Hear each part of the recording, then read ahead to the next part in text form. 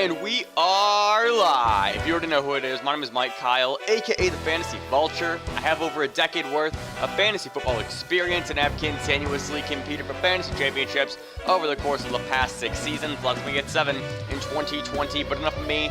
I'm here for you. On today's episode of the FB Show, we're going to dive into one of my favorite tactics throughout the fantasy football season.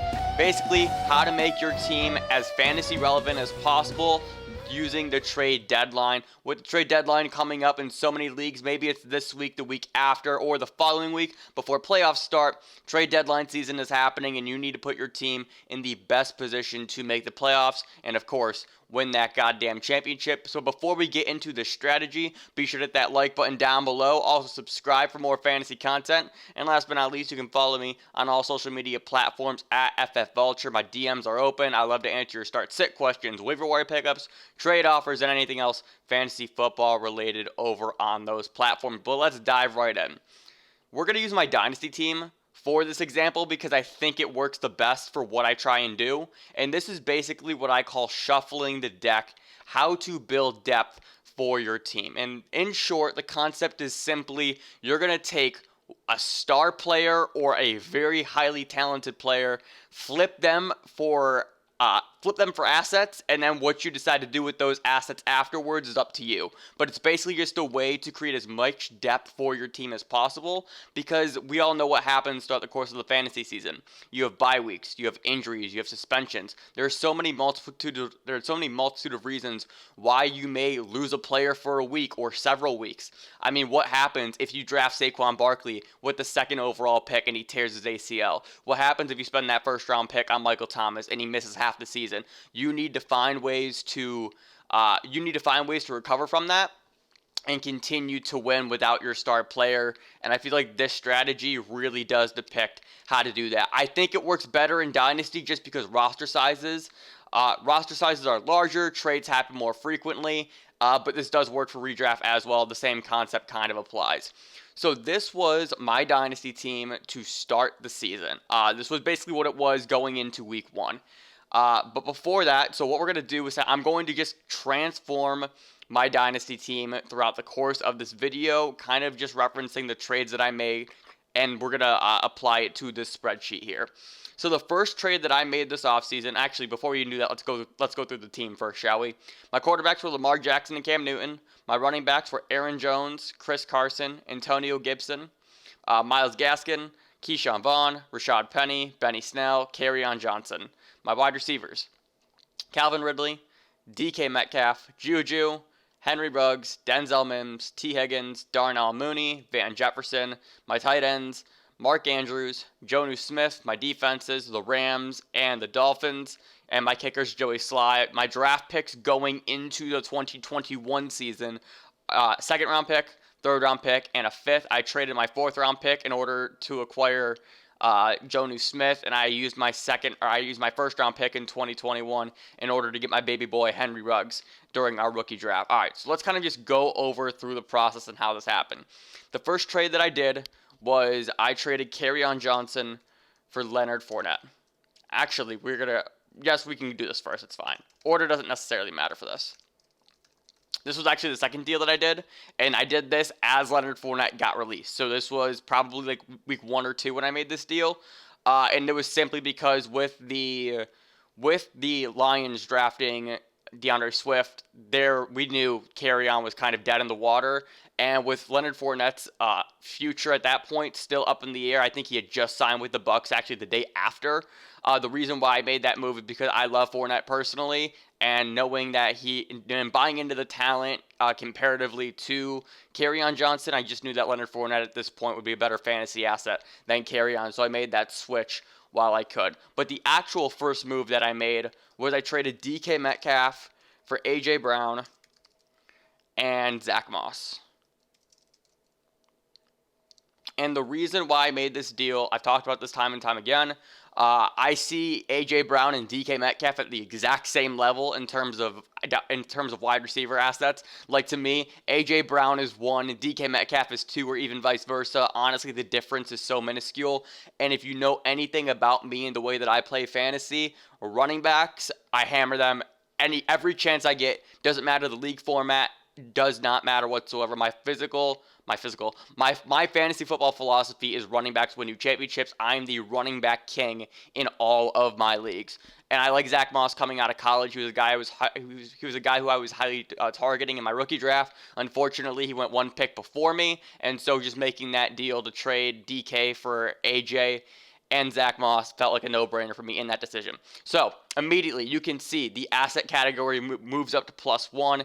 Zach Moss obviously in that timeshare with Devin Singletary in Buffalo, but gets the goal line work, and I like Zach Moss's outlook moving forward. All right, so there's one piece on how we shuffled the deck in order to build depth. Trade one great player and you get two back. Here for it. Seems like a no-brainer to me. And then we move on to the next trade that I made, and that was I traded Aaron Jones, Benny Snell, and Leonard Fournette for Kenyon Drake and Joe Mixon.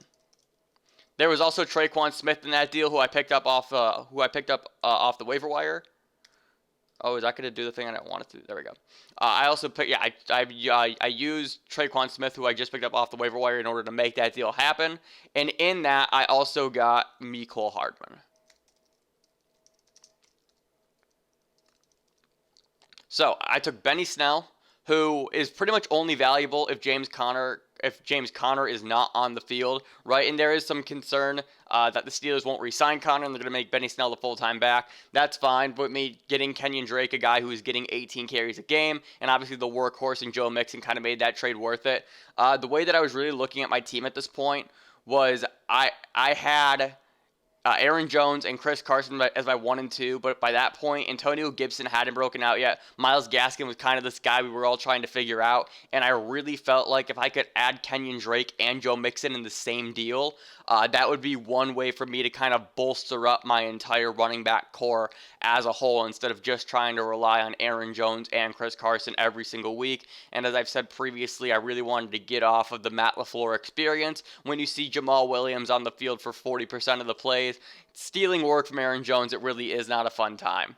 So with that being said, my running back core is now Drake, Carson, Gibson, Gaskin, Vaughn, Penny, Joe Mixon, and Zach Moss. I should probably rearrange this in all honesty.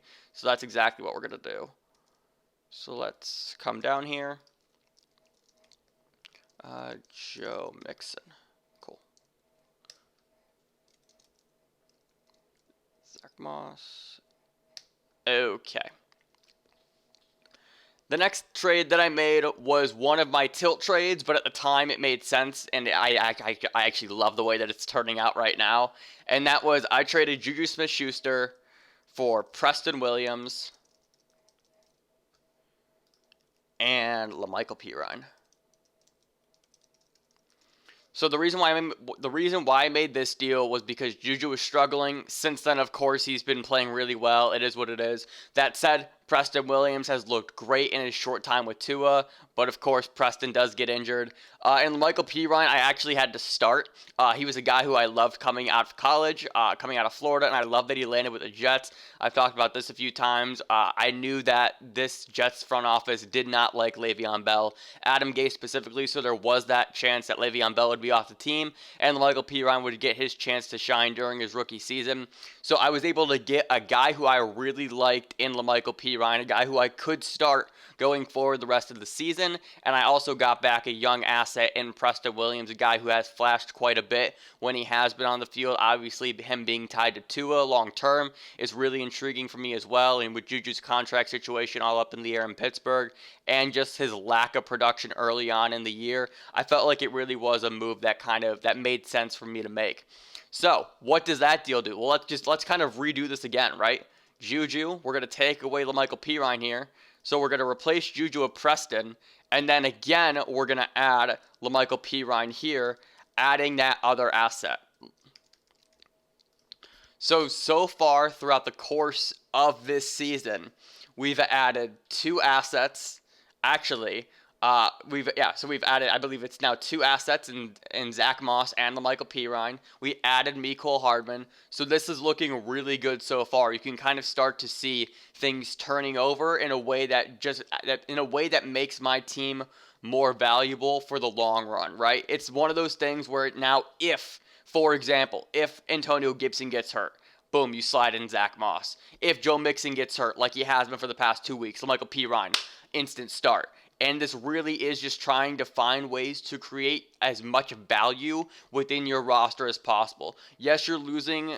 Yes, you are losing some talent, but in the process, you're gaining guys who you can start on a week in, week out basis, and that's something that I personally find extremely helpful for fantasy. I want to be able to have my team as stacked as possible, maybe not even in terms of talent, but really just in terms of startability. How many guys am I comfortable starting on a week in, week out basis? That's really how I determine how good or bad my fantasy team is. But we aren't done yet. And this is really where things get a bit crazy, and this actually just happened today and is the point of why I'm making this video. So, I just talked about how I traded Aaron Jones in order to bolster up my running back core. And guys, I blew this shit up. The reason why I blew this up was one, shuffle the deck, just get a new influx of players in, guys who I think can help me win, but then also understanding where my dynasty team was. And this is kind of where the difference lies, where I know that there's a juggernaut in my league that's just too good to beat. So we're going to try and implement the Golden State Warriors strategy is what I'm calling it. If you follow basketball, if you were around sports during any point, during the years of 2011 to 2014, you know about the Big Three Miami Heat. And that's basically what this juggernaut in my league is. It's one of the best teams I've ever seen in terms of fantasy, if not the best. And just the expectation is this guy's going to run the league for the next several years. So I'm taking the Golden State Warriors approach, which is I'm going to acquire as much young talent as possible. And hopefully, if the timelines match up right and I play it correct, as soon as his run ends, mine is going to just start to begin. So let's dive into this just a little bit. So I traded a struggling Kenyon Drake. And in that Kenyon Drake deal, I got back Brandon Cooks and Allen Lazard.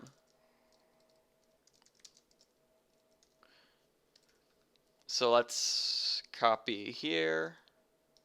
There.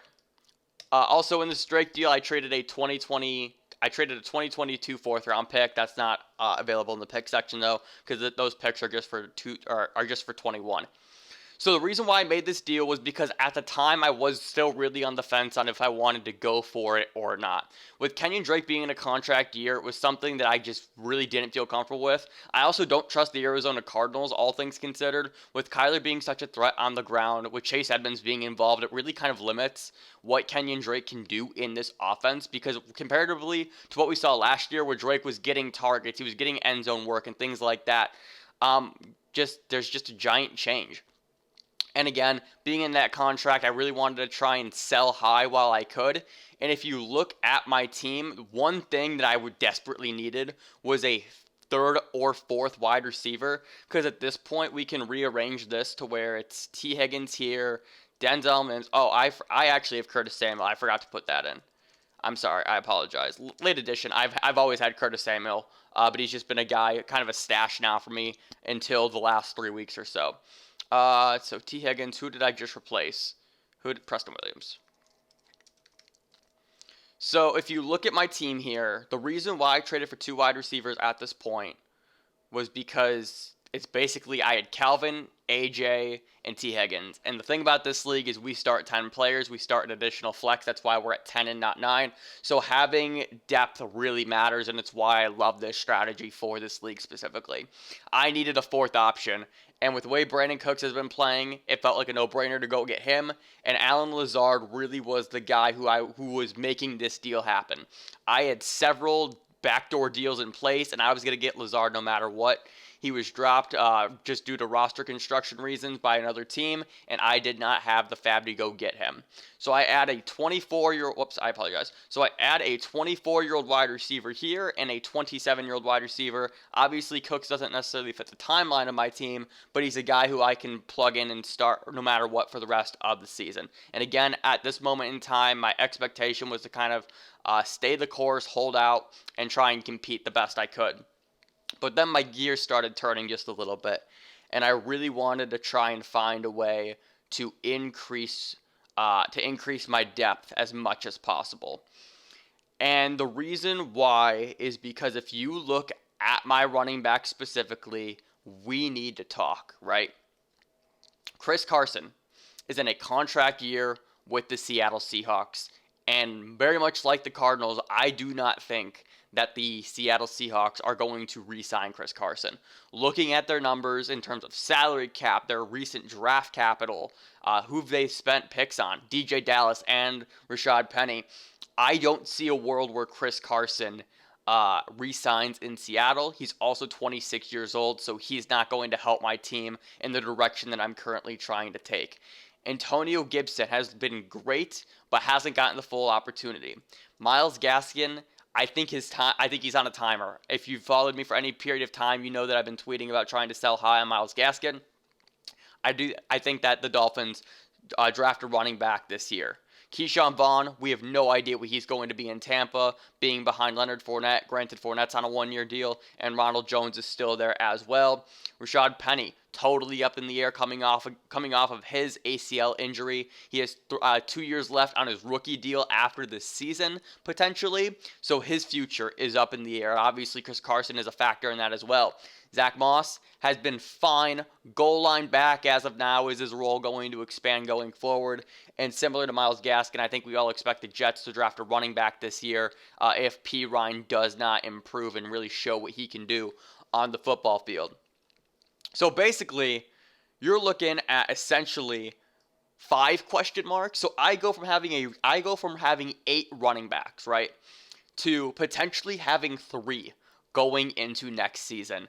Obviously, we have the draft picks that we can use to spend capital on and get running backs that way. But if you're just looking at the way that this is set up here, it's not looking good. And as I've mentioned over and over, running backs win you championships. It is my fantasy football philosophy. So I had to make a change, and this is really when I knew that I had to make a few moves. I was in talks with multiple owners for Chris Carson, and I was in talks with multiple owners for Joe Mixon as well. So let's talk about the first deal that happened, and that was I turned Joe Mixon into DeAndre Swift and DJ Dallas. So, the reason why I did this was a few things. I love Joe Mixon. I really, really do. He's one of the few bell cow running backs in the NFL. He's on an offense that is up and coming, and he's also just a very good running back. Like, we all know this about Joe Mixon, right? I've been banging the drum on Mixon essentially all year, right? Like, if you had him, hold on, he's gonna do great things for you. But the thing that really did make me want to make this move was, one, I believe in the talent of DeAndre Swift. I just do. I think what we've seen so far in the field, he's going to be a very, very good NFL running back. Number 2, I knew I was going to trade Chris Carson. And as I said, we did the numbers and we did the deep dive on Seattle's salary cap. I wanted to have the opportunity to lock up Seattle's running back, whether it is Rashad Penny or DJ Dallas, so I win either way there as it looks like right now. And the big reason here, kind of why I was able to get off of Joe Mixon, although I don't feel great about it, just because I know he's one of the few bell cows and he's locked in with that contract extension. One of the reasons why I did it was because with Joe Mixon, he faces the Steelers, Ravens, and Browns 6 times a year. That means no matter what, 40% of his schedule every single year is going to be against tough run defenses. And while he is great to get it done, that is an uphill battle that you have to face. And that's not exciting, right? How many times, it's one thing to see Baltimore on your schedule and think, oh boy, that's a tough matchup. You have to see that 6 times every year for Mixon. Again, he's great. I love the Bengals going forward, but that's something that really did give me some pause. The initial deal for this, though, was Joe Mixon for Jalen Reagor and DeAndre Swift. And the reason why I made it DJ Dallas instead was, one, again, I wanted to lock up the Seattle backfield going forward. But then also, number 2, look at my wide receivers here. I literally have 13 wide receivers, and they're all under the age of 25 besides Brandon Cooks. I don't need another young wide receiver. I have a million of them. So it didn't make sense for me to try and trade for another one. And so why not just try and get another running back instead? One of the other deals that I was looking at for Joe Mixon was David Johnson and Ronald Jones. It was David Johnson, Ronald Jones, and a second round pick. We're going to talk about that in just a moment. In fact, we can talk about it right now. So knowing that I was going to acquire DJ Dallas, I began even going harder to shop Chris Carson. And for me, Chris Carson is one of the best running backs in the NFL, but he is on a timer. Again, I don't think his situation in Seattle is going to remain the same after this season. He's 26 years old. He does not fit the timeline of my team, and if he is on a new team next year, which is highly likely, his fantasy production is most likely going to see a decline. So Chris Carson for me right now is kind of the ultimate sell high if you're able to. My starting price for Chris Carson was a first-round draft pick, and anything else I could get afterwards was absolutely a win for me. So I traded Chris Carson for the following. I traded Chris Carson for a 2021 first. Let's fill in the gaps here. And David Johnson. Whoops. Now, it might be a bit what's the right word? It might be a bit contradictory in trading Chris Carson for an older David Johnson, right? But it was really the first round draft pick. Like I said, the minimum price for me was that. And I basically took on David Johnson. My other options were Ronald Jones, who's 23, and Josh Kelly, who's 22, rookie running back for the Chargers. The reason why I opted for David Johnson over those two is, number one, the Buccaneers do not like Ronald Jones. They find any reason that they can to not give him the football. He was great without Leonard Fournette. Leonard Fournette comes in. We've seen 2 dud games from Jones. I just don't like his outlook going forward on a team where he should be great on, and they just don't trust him enough to give him the ball consistently. And then with Josh Kelly, he's just in running back hell between Justin Jackson, Austin Eckler. I'm not excited for Kelly's outlook going forward, and so I'll take the 28-year-old running back who can hold me over for the rest of this year, maybe even next year as well, who is the guy on his team. Not to mention that the Texans don't have their first-round pick or their second-round pick, and running back, honestly, while it's a need, they have a lot bigger issues than that position. So I think David Johnson has the potential to still be there next year, and then by then I'll be able to supplement him with another running back. So what we've seen here so far is since the start of this season, I have added DeAndre Swift. I've added Zach Moss. I've added LaMichael Pirine. I've added DJ Dallas. I've added a first-round draft pick. I've added Preston Williams. I've added Mecole Hardman. I've added Brandon Cooks. I've added Allen Lazard. Even just so before the season, I added T. Higgins off of the waiver wire after just a chaos trade that resulted in Higgins being dropped. So we started in total. I really should have kept track here, but we can just do the asset counter, right? Asset counter. So let's see. We went. So we had David Johnson, DeAndre Swift. So 1, 2. Flip that up. Zach Moss, Pete Ryan. I don't even want to use the asset counter for this. I really just think that this illustrates the change in my team. Like, this is all I really needed to show. In all honesty, you can see the direction of my team, and you can see the startability I think that I have at this point. David Johnson, a weekly start. DeAndre Swift, he's going to be great going forward, and he's startable right now. Antonio Gibson, great right now and startable. Myles Gaskin, temporarily great. Keyshawn Vaughn is a stash. Rashad Penny's a stash. Zach Moss, I can start. LaMichael Pirine, I can start. DJ Dallas, if Chris Carson is injured, I can start. Calvin Ridley, auto start. A.J. Brown, auto start. T. Higgins, auto start. Henry Ruggs, swing for the fence play. Denzel Mims, at this point, he's a fringe starter. Preston Williams has been great with Tua. Darnell Mooney, fringe start. Van Jefferson stash. Mecole Hardman, swing for the fences play. Brandon Cooks, great flex option. Allen Lazard, young and up and coming and really solid. Curtis Samuel on fire right now. I really just tried to transform my team. Oh, and of course, adding the first round draft pick when I didn't have one also helps. So you can see the direction that I took now, and all I did, like that's the thing, right? We need to clarify what exactly I did.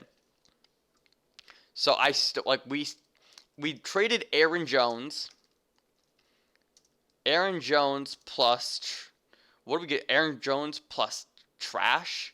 Like, are we really going to consider Benny Snell, Leonard Fournette, and Traquan Smith like valuable assets in fantasy right now? No. So I traded Aaron Jones and trash for Joe Mixon plus Drake. I then traded Joe Mixon for Swift and Dallas. I traded Kenyon Drake for Lazard and Cooks. And then we traded Chris Carson for Johnson and a 1. We forgot to even mention the Juju deal